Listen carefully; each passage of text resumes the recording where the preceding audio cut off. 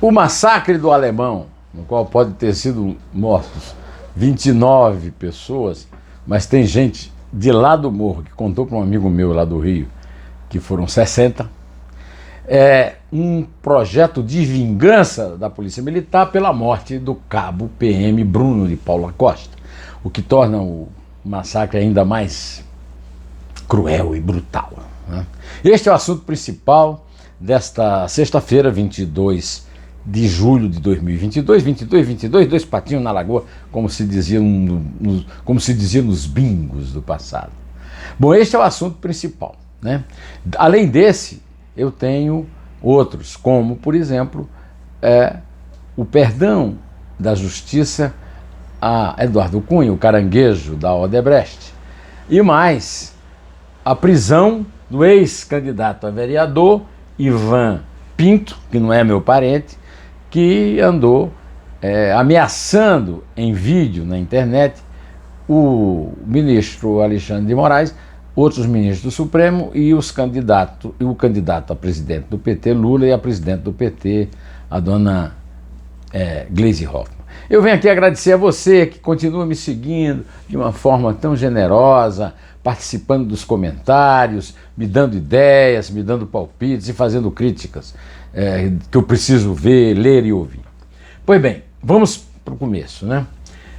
Agora está descoberto que a Operação do Alemão, que é mais uma operação da Polícia Militar do Rio de Janeiro, massacrando moradores de comunidades pobres na periferia da cidade, é resultado de uma vingança da morte naquele lugar do cabo da PM Bruno de Paula Costa. O presidente Bolsonaro chamou esse cabo de irmão paraquedista. E ficou muito irritado quando os jornalistas lhe perguntaram se ele não ia se solidarizar com os mortos pela polícia. E ele disse: você que se solidarize com essa gente. E aí se solidarizou com a vítima dos bandidos lá do morro, que nem se sabe se algum deles foi vítima desse massacre em que morreram certamente muitos inocentes. A filha de uma senhora que foi assassinada lá pela polícia comentou o seguinte: é o que o governador tem para nós? Entrar e matar? É uma pergunta que eu também faria.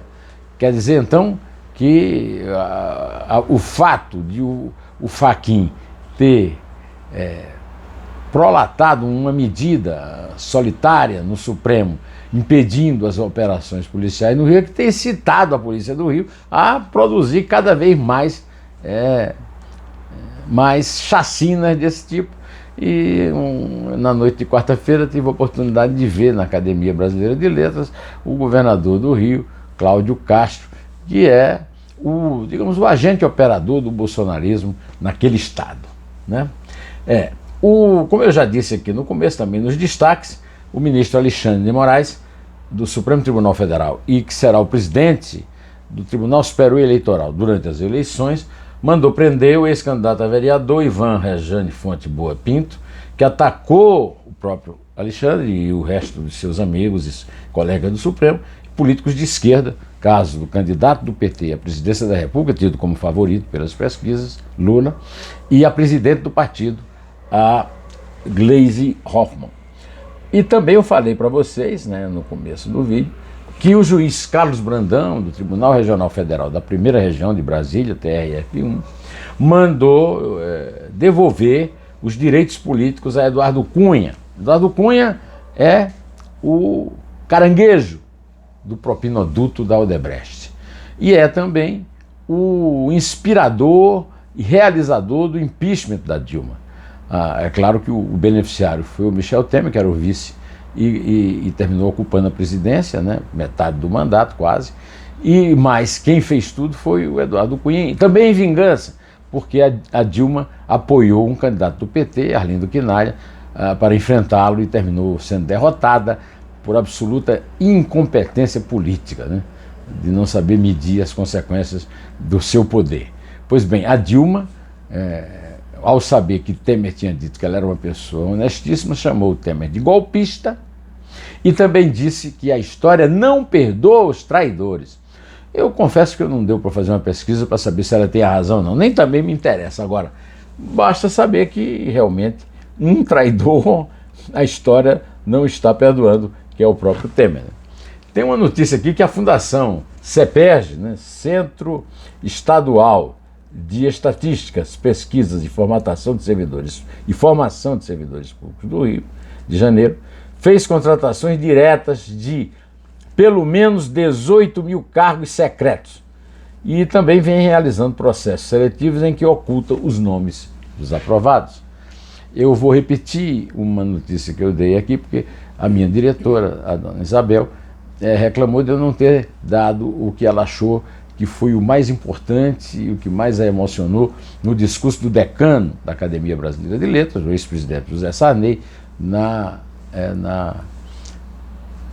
solenidade de comemoração dos 125 anos da Academia Brasileira de Letras, de entrega do Prêmio Machado de Assis, pelo conjunto da obra, meu amigo, grande antropólogo brasileiro, Roberto da Mata. A Isabel acha que o grande momento do discurso do Sarney foi quando ele falou da importância da língua portuguesa no planeta Terra, né, e que se implantou no mundo, principalmente aqui no Brasil, né, através de uma decisão do Marquês de Pombal, que extinguiu a chamada língua geral dos bandeirantes paulistas e adotou o português como língua oficial, e civil, né, de comunicação na conquista dos mares pelos marinheiros portugueses, inclusive o Pedro Álvares Cabral, que descobriu o Brasil. O Sarney, que é um grande escritor, que foi festejado por um grande antropólogo francês, Claude Lévi-Strauss, por Carlos Nejar, um poeta de excelente, muita qualidade da academia, e outros menos votados, como o Papaizinho aqui, considera o Saraminda, o romance dele, algo similar ao que produziram autores latino-americanos como o Garcia Marques e o Vargas Llosa, né? O Sarney fez um discurso assumindo a sua posição de importância, não apenas na academia, onde ele está há 42 anos, mas também no cenário brasileiro. No cenário político, porque ele foi o presidente que acabou com a censura e também que implantou a Constituinte, a Constituição no Brasil. Mas, sobretudo, também no aspecto cultural, pela sua produção de romancista de primeiro tipo. Eu vou ficando por aqui, direto ao assunto, prometendo voltar na segunda-feira para fazer esse mesmo tipo de comentário para você. Direto ao assunto. Em pé!